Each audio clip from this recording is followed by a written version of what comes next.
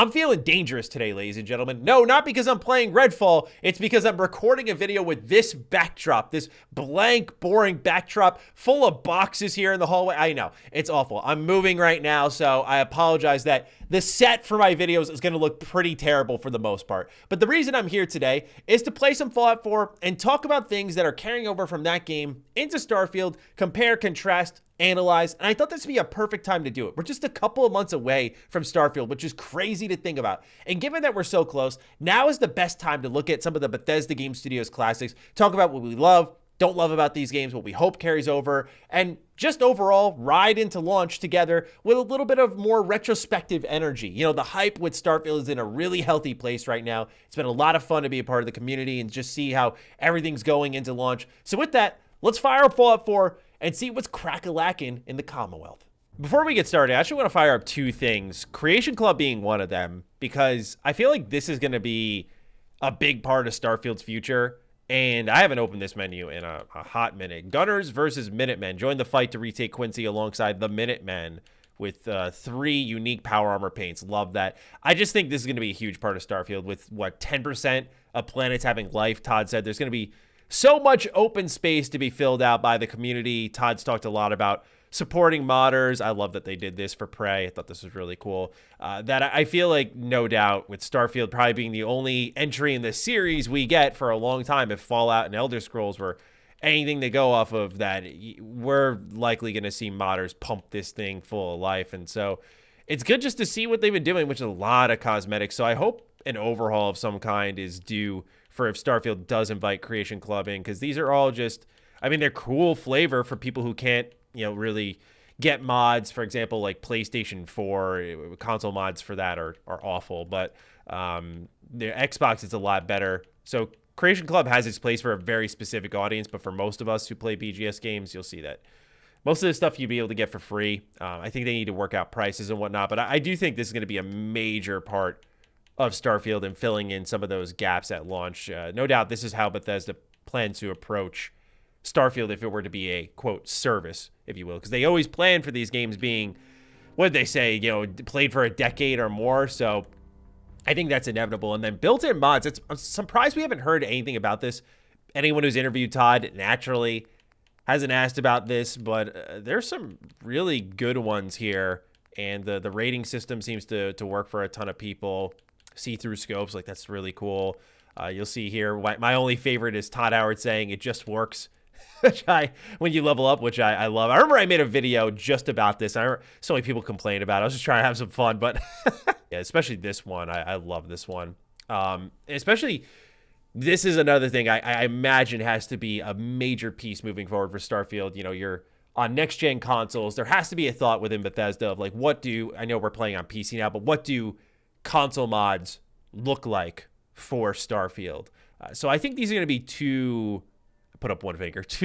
major parts of Starfield. But let's look into the game once Modern Firearms is done downloading and get a feel for what's there and what we want and don't want in Starfield. We got a legendary gunner here. All right, let's see what we got going on.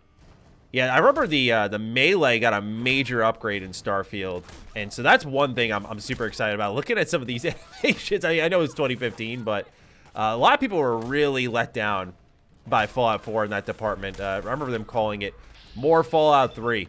Yeah, look at that, just the same beating over the head constantly, even with the critical, just the same. Oh boy, he's taking out a rocket launcher. Hold up now, hold up now, hold up now. I'm probably gonna die here.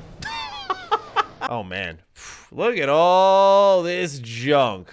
Oh my gosh, just hundreds of hours poured into this. Oh my gosh. I hope the organization is a little better with more filters, I think, because Fallout 76 added more filters, like for key items and whatnot, which is really good. And I hope that, oh, look at this. I'm balling out so much. I just got 1,700 bottle caps just stored in here. Yeah, why not? I hope they continue to add more filters, though, especially because Starfield has a lot of stuff to loot, it looks like. Just mods for weapons and armor, all that stuff. I just really hope that they consider that when making the game. I don't think it's been confirmed if the layered armor system is in Starfield, but I really like this in Fallout 4, because you can see how on the right side, like the perk ranks really made a huge factor. Yeah, obviously you're like adding weight here, but you're adding more defense and gave value to all the items that you loot. But with Starfield, we've seen a ton of different, like, look at all these mods, you know, additional carrying weight, reduce the weight of it, and deep pocketed, really good. So many different mods. I can't imagine they drop it, but when you look at Starfield and all the various spacesuits you have and how those are the defining feature, at least visibly, maybe you have something on beneath that, kind of like when you're in power armor, but you also have your actual armor on beneath that. I don't know if it's going to work that way. Just given the different resistances that are attached to that spacesuit, it seems like that's not the case, but it's something that I would personally love to see them go back to, because I think that's an idea that started in Morrowind, and to explore that further with Starfield would actually be really neat because of all the sci-fi elements and whatnot. I mean, I guess you could find a lot of that here as well. The only problem is when you threw it all on, like, I would always go style as I wear a diver suit. I would typically go style over stats in these games because I just can't stand sometimes like the janky, like I'm wearing a synthetic left arm and then a chameleon right leg and just leather armor on my chest. It just looks awful. Like, look at me. I look like a douche. Come on now. He's just wearing underwear. I gotta put something beneath this. I know. Hold on. But I can't deny that while some can look whack, I think some of the combinations you can come up with are pretty awesome. This is a Brotherhood of Steel outfit beneath my Assaultron armor set, which is really cool. Oh my god. Oh my god, I forgot I made this thing, man. Todd, bro, I swear, he probably sees my videos. He's like, this dude's so fucking weird. Oh yeah, the supply lines, look at that. It all stems from one place. You attack this, you cut the head off, you're gonna remove a lot of supplies to a ton of locations. Oh my. But, wow, yeah, I know they're adding this into Starfield, where you can apparently have cargo shuttles going back and forth between your various settlements across planets and maybe even galaxies. I'm curious how they expand a lot of that, because one of my big critiques with Fallout 4 when it came to its settlement mode was I actually thought it was enjoyable, but it felt at times like too much of that too, just loading in and everyone's in the same area. It felt sometimes like too much of a major component, so to say. Like too many areas chewed up the potential of quests and interesting NPCs. And my hope was always like, oh, okay, like, why don't I invest in, I build this, right? And I build something useful within this, like this, this bed. And a hypothetical, you know, attract people here, right? You see the happiness on the top right, it's at 62. You want to get that up. And I always thought it'd be really cool if when you get to max happiness in a settlement, that instead of settler, oh, who's this? Guess what? Settler. That someone of unique purpose showed up, was like, hey, I heard about your place from Maine or New York, or kind of like teasing future stuff in Fallout, or in the case Starfield, I guess. It's like, hey, I heard about your place across the galaxy. I wanted to check it out. And it builds that personality. It looks like we're getting a little bit of that in Starfield, where a lot of these characters are named, which is really cool to me. We saw that in the menus, like managing certain settlements. Everyone was named. The people you recruit are named, which I think is the type of procedural stuff I can get behind, because I'm like, oh, nice. Like, okay, they all have like little personalities and whatnot. It just makes them identifiable, because when I'm assigning settler to this and settler to that, it can feel a little disassociated, I feel, at times. There's like certain guns in Fallout 4 that feel really good. Like, I think the combat shotgun, even in Fallout 3, felt really nice. But in Starfield, the gunplay looks dramatically improved, which I know for some people isn't saying much, but like, I think one of the things, I think of Cyberpunk, one of the things that, wow, that was a really good throw. One of the things that game I don't think gets kudos for are actually two aspects. One is its level design. I thought was really good, like how you can approach certain locations. Like Fallout 4, as you can see right here, we're entering the Saugus Ironworks, and there's no options to approach. You go in, you shoot, you loot. That is the Fallout 4 experience. Whereas Cyberpunk had really good options on how you could approach things. You could obviously hack from a distance and manipulate people, kind of like Watch Dogs. You could obviously go full stealth, and you could go guns blazing like this. I guess my layered armor wasn't good. But anyway, Starfield looks to be righting some of those wrongs. Like, we saw that little stealth segment where they pulled out the knife. They were sneaking in through the vents. That type of stuff is really exciting for Bethesda Game Studios fans. Anyway, the reason I was talking about all this is because Cyberpunk had really good options for approach, which is something I thought was unsung about it. But it also had really good gunplay. I think Fallout 4's gunplay is like the proper type of serviceable. Like, if you go worse than this is when you're kind of in trouble. But I think otherwise, like, wow, this gun melts. Holy smokes. I'm kind of scared now because they have the same weapons and they could dust me in a heartbeat. Starfield looks to improve that. I will say for my console brethren, I'm a little nervous. You know, Todd kind of upselling like, oh, it feels great in 30 FPS. Said no one ever about a first-person shooter. I gotta keep it real, my man. No one's hyping up 30 FPS console shooters nowadays. we all know that. I just wonder what the focus for Starfield's gonna be. I feel like there are gonna be areas such as this where it's just shoot and loot. But the big question I think hanging on all of our heads is, will Starfield incorporate more quest gameplay? Like, what I loved about Skyrim was its sense of vastness, but also approaching an area and just finding a book and reading about it in place and going, oh, there was some adventurer here. And this adventurer who was here was searching for a treasure. And now it's my job to find that treasure. I wonder about that because right now, like, a lot of the loot we've seen is in that rarity tier. We talked about that in the leak screenshot. Like, there's a rare tier. We already know from the direct there's a legendary tier. That's all fine. But one thing that Fallout 4 kind of did, I'm sure you saw at the beginning with the legendary enemy we were fighting, is when you fight some of those, they're great and all, but they drop kind of recycled loot, which takes away, I feel, well, that was pretty cool, which I feel takes away from the special nature of the loot. Like, my favorite thing when I was playing Oblivion was how you would, like, kill an enemy and they drop chill rend. I don't know. I know that was in Skyrim. I think that was also in Oblivion, but let's take chill rend as an example. It's like, it's visually distinct. It's functionally distinct. That's what separated the Bethesda Game Studios legendaries and rares from what you have in Fallout 4, where it's like, oh, I found a 3-star. Yay. It's like, that ain't how it used to be. That's very much like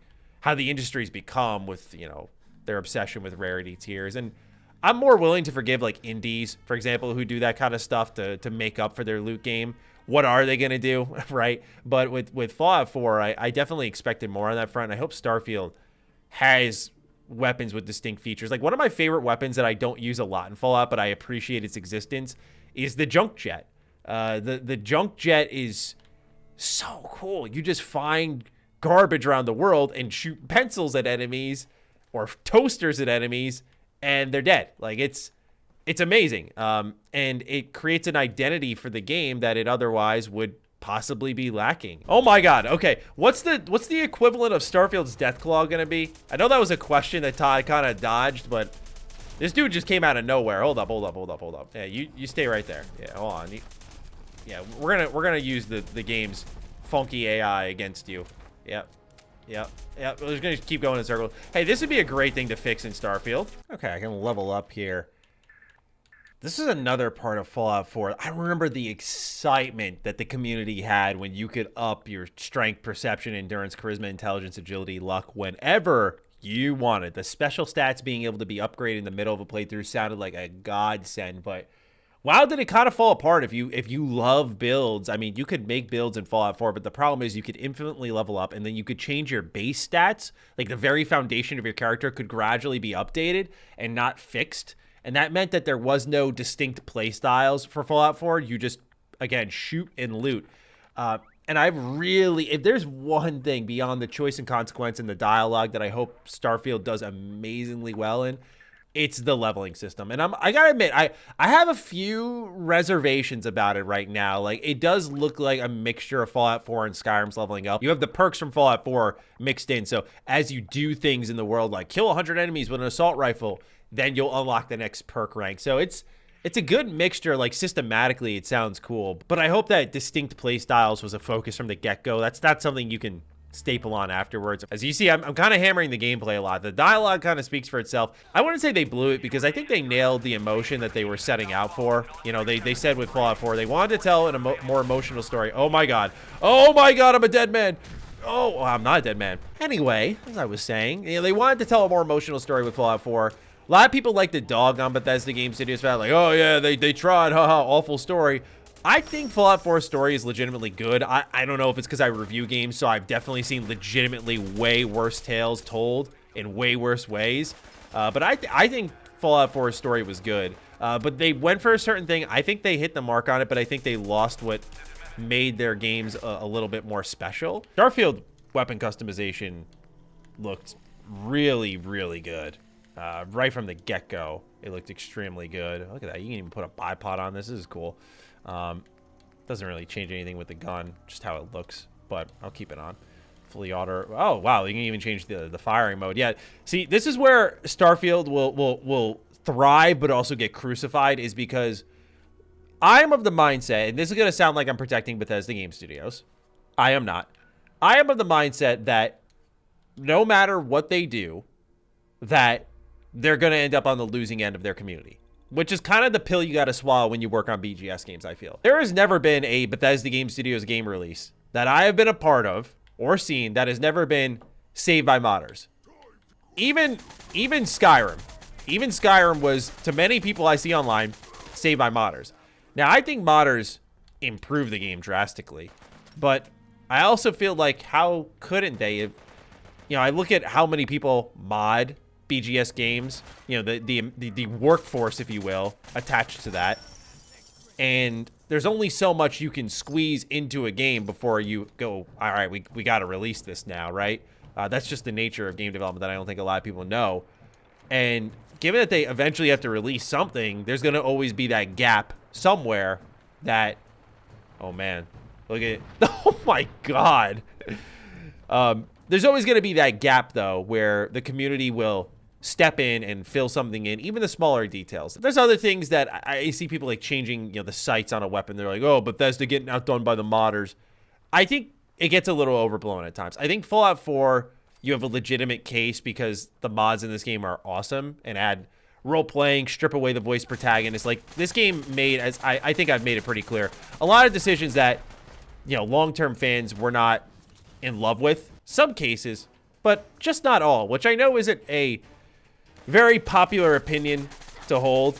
I imagine most people are, you know, screeching at me right now because they're like, oh man, you know, Matty, there's no shot that's true. And I get where people are coming from. Like, modders make every Bethesda Game Studios game better, but I don't think they save every single Bethesda Game Studios game, which to me is a massive difference. This is an insane looking weapon, dude. Oh my God. Anyway, that was a lot of fun. I feel like we got to see a lot of pieces of Fallout 4 that are going to definitely carry over into Starfield, and just have an analysis / discussion on all of that. And I'm looking forward, of course, to seeing, oh, look at that. My basketball court, baby. I remember building this when one of the workshop DLCs came out, I think. But anyway, I'd appreciate you all chiming in once more. Like, what games do you want me to check out? What kind of conversations do you want to have? I enjoy doing this kind of stuff. And so it's a nice way to switch things up, freshen up what we typically do here. So fire away. But anyway, with that, ladies and gentlemen, thank you so much for tuning in. If you enjoyed this content, do consider following me on Twitter, follow me on Instagram. Those links are in the description down below. And a big thank you to all the patrons, all the members who continue to support the hell out of the content here. Stay sexy, stay active. I love you all. Peace.